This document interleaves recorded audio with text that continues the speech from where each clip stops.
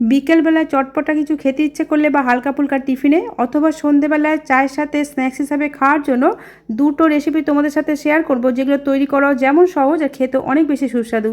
নমস্কার বন্ধুরা, বেঙ্গলি ওভেনে তোমাদের সবাইকে স্বাগত জানাই। প্রথমেই আমি পুরীর একটা বিখ্যাত বড়া রেসিপি তোমাদের সাথে শেয়ার করব। তার জন্য কিছুটা বিউলির ডাল নিয়ে এইভাবে ডালগুলোকে 3-4 বার জল পাল্টে পাল্টে ধুয়ে নিয়েছি। আর এই বড়াগুলো তৈরি করার জন্য গোটা বিউলির ডাল নিতে হবে। দোকানে অনেক সময় ভাঙা বিউলির ডাল পাওয়া যায়, সেটা নিলে কিন্তু ভালো রেজাল্ট আসবে না। ডালগুলোকে 3-4 বার জল পাল্টে পাল্টে ধুয়ে এখন অনেকটা জল দিয়ে ভিজিয়ে 4 থেকে 5 ঘন্টার জন্য ঢাকা দিয়ে রেখে দিলাম। যদি সকালবেলা তৈরি করো তাহলে রাত্রিবেলা জল দিয়ে ভিজিয়ে রাখলে কাজটা খুব সহজ হবে। এখন আমি তোমাদের 5 ঘন্টা পরে দেখাচ্ছি। বন্ধুরা দেখো, ডালগুলো খুব সুন্দরভাবে নরম হয়ে গেছে। এখন ভিজানো ডাল থেকে অর্ধেকটা ডাল মিক্সিং জারের মধ্যে নিয়ে নিয়েছি। এবার এটাকে পেস্ট করতে হবে। তার জন্য প্রথমে কিন্তু বেশি জল দেওয়া যাবে না। আমি প্রথমে 2 টেবিল চামচ, পরে 1 টেবিল চামচ জল দিয়ে পেস্ট করেছি। আর পেস্টটাকে ফাইন পেস্ট করার দরকার নেই, একটু দানা দানা ভাব থাকলে খেতে বেশি ভালো লাগবে। এখন এই পেস্ট করা ডালটা একটা বড় বাটির মধ্যে নিয়ে নিলাম, আর বাকি যে ডালটা আছে ওই ডালটাকে একইভাবে পেস্ট করে নেব। বন্ধুরা দেখো, সব ডালটাকে আমি পেস্ট করে নিয়েছি। এখন এর মধ্যে দিয়ে দেব 2 টেবিল চামচ সুজি। ডালের মধ্যে যে অতিরিক্ত ময়েশ্চার থাকে এই সুজিটা দিলে সেটা টেনে নেয়, আর এছাড়াও ওপর থেকে ক্রিস্পি হয় আর ভিতর থেকে ফ্লাফি হয়। তবে সুজির বদলে তোমরা চালের গুঁড়োও দিতে পারো। এখন যেটা করতে হবে, এইভাবে অনবরত ফেটাতে হবে। 5 থেকে 6 মিনিট এইভাবে ফেটিয়ে নিতে হবে। যত ভালোভাবে ফেটানো হবে ডাল বড়ার ভিতরটা ততটা সফট আর জালিদার হবে। আর এটাকে একই দিকে অর্থাৎ একই ডাইরেকশনে ফেটাতে হবে। একবার ডান দিকে একবার বাঁ দিক কিন্তু করা যাবে না। আর হাত ব্যথা হয়ে গেলেও ফেটানো কিন্তু বন্ধ করা যাবে না।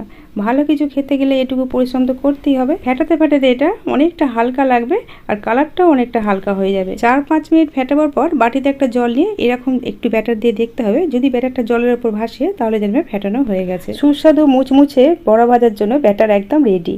এবার এর সঙ্গে কটা উপকরণ মেশাবো। এর জন্য নিয়েছি কিছুটা নারকেল কুচি, অনেকটা কারি পাতা কুচি, এই কারি পাতার বদলে ধনে পাতা কুচিও নিতে পারো। আর নিয়েছি একটা কাঁচা লঙ্কাকে কুচি করে, আর স্বাদ মতো লবণ দিয়ে দিলাম। নারকেলটা ফ্রেশ বা ডেসিকেটেড যেটা হাতের কাছে থাকবে সেটাই দিতে পারো। সব কিছু একসাথে খুব ভালোভাবে মিশিয়ে নিয়ে চাপা দিয়ে 15 মিনিট রেস্টে রাখতে হবে। আর 15 মিনিট পরে ওভেনে একটা প্যান বসিয়ে তাতে তেল দিয়ে দিলাম। আর এদিকে ব্যাটারের মধ্যে আমি কিছুটা আদাকে এইভাবে গ্রেট করে দিয়ে দিচ্ছি। সাথে দেবো 1/2 চা চামচ গোটা জিরে। এই আদা আর জিরে আমাদের হজমেও যেমন সাহায্য করে, আর এগুলো দিলে বড়ার টেস্টটাও অনেকটা বেড়ে যায়। আর সাথে দিলাম অল্প একটু হিং। এই হিংটা কিন্তু বিউলি ডালের সাথে খুব ভালো যায়। সব কিছু একসাথে খুব ভালো করে মিশিয়ে নিয়েছি। তেলটা খুব ভালোভাবে গরম হয়ে গেলে ফ্লেমটাকে মাঝারি করে দিতে হবে। এখানে আমি নিয়েছি একটা কাঁঠাল পাতা। এই পাতার মধ্যে অল্প একটু গরম তেল লাগিয়ে নিয়ে তারপর কিছুটা মিশ্রণ এইভাবে দিয়ে মাঝখান দিয়ে হোল করে দিলাম। এইভাবে মাঝখান দিয়ে একটা গর্ত করে দিলে এই বড়াগুলো খুব সুন্দর হয়ে ভিতর পর্যন্ত ভাজা হবে। বিউলির ডালের পেস্ট যেহেতু চিটচিটে হয় তাই হাতে করে শেপ দেওয়াটা একটু অসুবিধা, তাই এইভাবে শেপটা দিলে খুব সহজে শেপটা দেওয়া যায়। কিন্তু সবার বাড়িতে এরকম পাতা থাকে না, তার জন্য আমি আর একটা পদ্ধতি দেখিয়ে দিচ্ছি। এইভাবে একটা ছাঁকনি নেবে, ছাঁকনির মধ্যে একটু তেল লাগিয়ে নিয়ে তারপর এইভাবে মিশ্রণটা দিয়ে এইভাবে মাঝখান দিয়ে হোল করে দিলে কিন্তু খুব সহজে এই বড়াগুলো দেওয়া হয়ে যায়। এই রকম ছাঁকনি যদি হাতের কাছে না থাকে, চা ছাঁকনি তো আমাদের সবার বাড়িতেই থাকে, তাহলে চা ছাঁকনির মধ্যে একইভাবে শেপ দেওয়া যাবে। চাইলে বড়া শেপও ভাজতে পারো, তবে এইভাবে ভাজলে দেখতেও ভালো লাগবে, ভিতর পর্যন্ত ভালোভাবে ভাজাও হবে আর খেতেও অনেক বেশি ভালো লাগবে। বন্ধুরা দেখেই বুঝতে পারছো, গরম তেলের মধ্যে বড়াগুলো দেওয়ার পরে কিন্তু বড়াগুলো খুব ভালোভাবে ফুলে উঠেছে। দুদিকটায় সুন্দর একটা কালারও চলে এসেছে আর মুচমুচে করে ভাজাও হয়ে গেছে। এখন এই বড়াগুলোকে তেল থেকে তুলে প্লেটের মধ্যে নিয়ে নিয়েছি। এখন বাকিগুলো একইভাবে ভেজে নেব। এগুলো দেখতেও যেমন সুন্দর হয়েছে, খেতে কিন্তু অনেক সুস্বাদু। কিছুদিন পরে বর্ষাকাল চলে আসবে, তখন এই বড়াগুলো খেতে যে কি ভালো লাগবে। চা দিয়েই খাও বা এর ওপর দিয়ে একটু তেঁতুলের চাটনি বা সস ছড়িয়ে খাও, যেভাবেই খাও না কেন খেতে দুর্দান্ত লাগে। দ্বিতীয় স্ন্যাক্স রেসিপিটা তৈরি করার জন্য ওভেনে একটা কড়া বসিয়ে এর মধ্যে 1 চামচ তেল দিয়ে, তেলটা যখন গরম হয়ে গেছে এর মধ্যে দিয়ে দিলাম 1 টেবিল চামচ সাদা তিল। তিলটাকে একটু গরম তেলের মধ্যে নাড়াচাড়া করে ভেজে নিয়ে এর মধ্যে দিয়ে দিলাম 1.5 বাটি জল। তিলের সাথে জলটা একটু মিশিয়ে নিলাম। জলটা যখন একটু গরম হয়ে গেছে এর মধ্যে দিয়ে দিলাম 1 চামচ চিলি ফ্লেক্স। চিলি ফ্লেক্স না থাকলে কাঁচা লঙ্কা কুচিও দিতে পারবে। আর দিলাম বেশ অনেকটা পরিমাণে ধনেপাতা কুচি, আর সাথে দিচ্ছি স্বাদ মতো লবণ। এখন সব কিছুকে একসাথে একটু মিশিয়ে নিয়ে এইবারে ফ্লেমটাকে হাই করে দিয়ে জলটা ফোটার জন্য অপেক্ষা করব। এখানে আমি যে যে উপকরণগুলো ব্যবহার করেছি, জলটা ফুটে ওঠার ফলে এই উপকরণগুলোর স্বাদ এবং সুগন্ধ জলের সাথে মিশে যাবে। জলটা খুব ভালোভাবে ফুটে গেলে ফ্লেমটাকে লো করে দিয়েছি। এখন এর মধ্যে দিয়ে দিচ্ছি চালের গুঁড়ি। আমরা যে বাটি করে জল মেপেছিলাম ওই বাটির মাপে 1.5 বাটি চাল গুঁড়ি দিলাম। এখানে আমি সিদ্ধ চালের গুঁড়ি নিয়েছি। এই সিদ্ধ চালের গুঁড়ির বদলে আতপ চালের গুঁড়িও নেওয়া যাবে। হাতের কাছে চালের গুঁড়ি না থাকলে এর পরিবর্তে সুজি দিয়ে একইভাবে তৈরি করে নেওয়া যাবে। তবে চালের গুঁড়ি দিয়ে তৈরি করলে অনেক বেশি মুচমুচে বা খাস্তা হবে এই স্ন্যাক্স। লো ফ্লেমে এই চালের গুঁড়িটা জলের সাথে মিশিয়ে একটা ডোয়ের ফর্মে নিয়ে আসতে হবে। এই যে ডোয়ের ফর্মে চলে এসেছে, এর থেকে আর বেশি শক্ত করার দরকার নেই, কারণ এটা ঠান্ডা হয়ে গেলে আরও একটু শক্ত হয়ে যাবে। এখন এরকম নরম থাকতে থাকতেই প্লেটের মধ্যে তুলে নিলাম। আমি এই কড়ার মধ্যে স্টাফিং বানাবো, তাই কড়া থেকে প্লেটের মধ্যে ডোটাকে তুলে নিচ্ছি। অন্য কোনো পাত্রে স্টাফিংটা বানালে তাহলে কড়া থেকে ডোটাকে তোলার দরকার নেই, কড়ার মধ্যে 10 মিনিট চাপা দিয়ে রেখে দিতে হবে। আমি প্লেটের মধ্যে তুলে নিয়ে চাপা দিয়ে রেখে দিলাম 10 মিনিটের জন্য। এখন আমি স্টাফিংটা বানিয়ে নেব। তার জন্য ওই বাটিটারই মাপে হাফ বাটির থেকে একটু বেশি মটরশুঁটি নিয়েছি। মটরশুঁটিগুলো একটা মিক্সিং গ্রাইন্ডারের মধ্যে নিয়ে নিলাম। আর এই মটরশুঁটিগুলোকে আমরা দানা দানা করে পেস্ট করে নেব। মিহি পেস্ট কিন্তু করলে খেতে ভালো লাগবে না। এখানে আমি পুরটা তৈরি করার জন্য মটরশুঁটি আর সিদ্ধ আলু ব্যবহার করেছি। হাতের কাছে মটরশুঁটি না থাকলে শুধু সিদ্ধ আলু দিয়েই তৈরি করে নেওয়া যাবে। নামানোর আগে কিছুটা ভাজা চীনাবাদামকে কিছুটা আধ ভাঙা করে গুঁড়িয়ে আলুর সাথে মিশিয়ে দিলে খেতে বেশি ভালো লাগবে। পুরটা তৈরি করার জন্য ওভেনে একটা কড়া বসিয়ে এর মধ্যে 1 টেবিল চামচ তেল গরম করে নিয়ে এর মধ্যে দিয়ে দিলাম হাফ চা চামচ গোটা ধনে আর হাফ চা চামচ গোটা মৌরি। এই মৌরি আর ধনে একসাথে পুরের মধ্যে ব্যবহার করলে দারুণ একটা ফ্লেভার আসে।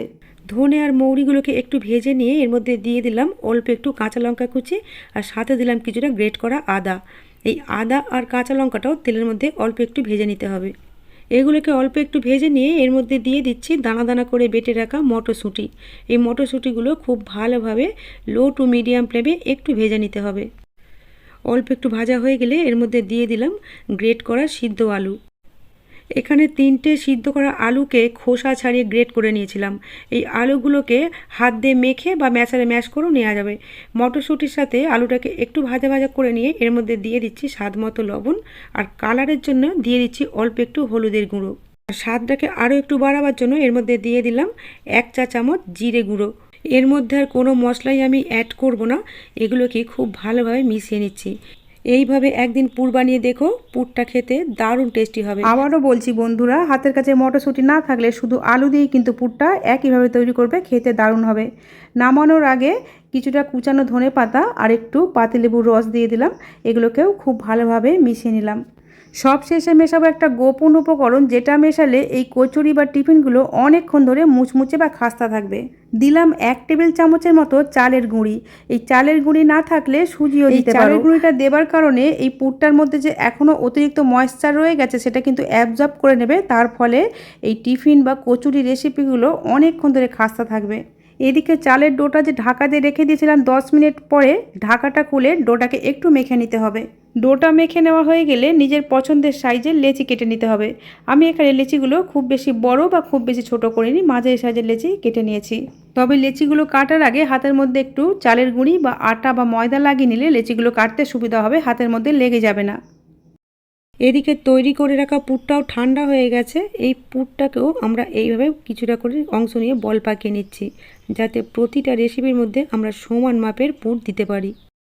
পুরগুলো রেডি করে নিয়েছি। এখানে একটা বাটিতে কিছুটা চালের গুঁড়ি নিয়েছি। হাতের মধ্যে কিছুটা চালের গুঁড়ি মেখে নিয়ে একটা লেচি নিয়ে প্রথমে হাত দিয়ে গোল করে চেপটে নিলাম, তারপর এইভাবে বাটির শেপ দিয়ে নিচ্ছি। এখন এই বাটির মধ্যে তৈরি করা একটা পুরের বল দিয়ে মুখটাকে খুব ভালোভাবে বন্ধ করে দিতে হবে।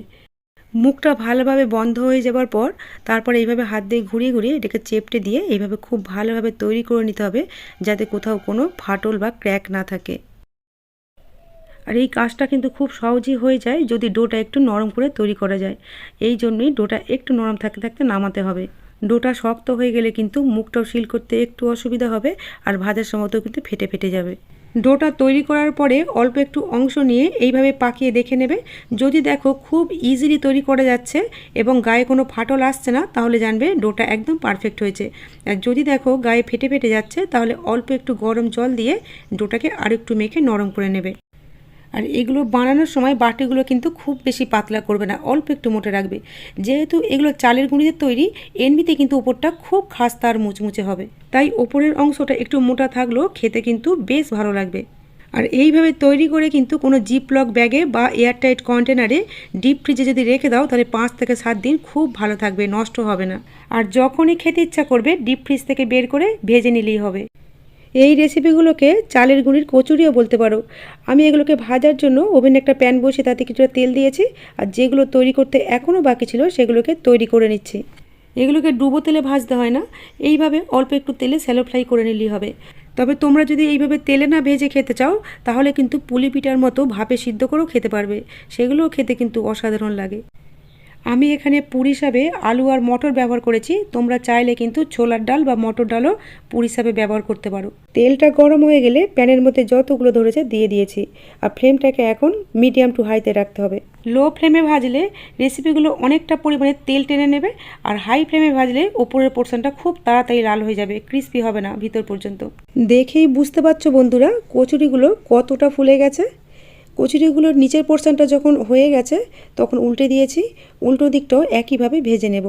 এইভাবে বারবার উল্টে পাল্টে মুচমুচে করে ভেজে নিতে হবে। এই কচুরিগুলো যেহেতু চালের গুঁড়ি দিয়ে তৈরি তাই ভাজতেও যেমন অনেক কম তেল লাগে আর উপরের পোর্শনটা অনেক বেশি মুচমুচে হয়। কচুরিগুলোকে বানিয়ে ভাজার আগে কোনো এয়ারটাইট কন্টেনারে ফ্রিজারে যদি রেখে দেওয়া যায় তাহলে প্রায় 1 সপ্তাহ ভালো থাকবে, আর খুশি মতো বের করে খাওয়াও যাবে। বন্ধুরা দেখো আমাদের কচুরিগুলো ভাজা হয়ে গেছে, এর থেকে আর বেশি লাল করার দরকার নেই। আমরা তেল থেকে ছেঁকে তুলে নিলাম, আর বাকিগুলো একইভাবে ভেজে নেব। আমি এইরকমই সহজভাবে তৈরি নতুন নতুন রেসিপির ভিডিও আমার চ্যানেলে আপলোড করি। এই রকম রেসিপির ভিডিওর আপডেট সবার আগে পাওয়ার জন্য চ্যানেলটা সাবস্ক্রাইব করে পাশে থাকার অনুরোধ রইল। বন্ধুরা আজ তাহলে এই পর্যন্তই। তোমরা ভালো থেকো, সুস্থ থেকো, সাবধানে থেকো।